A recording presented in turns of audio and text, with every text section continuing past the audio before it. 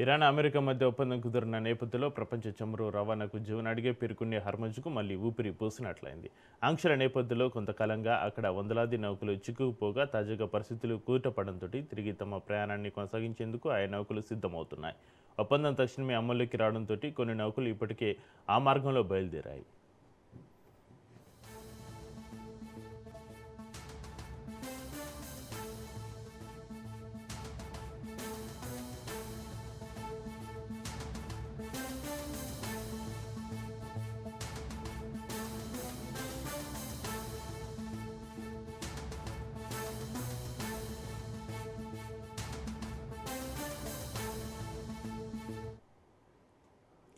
నౌకల రాకపోకలను tracking చేసే వ్యవస్థ wind warranty ప్రకారం హర్ముజ్లో సుదీర్ఘకాలంగా నిలిచిపోయిన నౌకల్లో కొన్ని గురువారం ఉదయమే తమ ప్రయాణాన్ని ప్రారంభించాయి. తొలుత చైనాతోటి సంబంధం ఉన్న 5 నౌకలు కదలగా యూరోపియన్ జెండాలున్న 2 నౌకల తర్వాత క్రమంలో వెళ్లినట్లుగా తెలుస్తోంది. ఈ 7 నౌకలు కూడా గత 100 రోజులకు పైగా హర్ముజ్ సమీపంలో చిక్కుకుపోయినవి.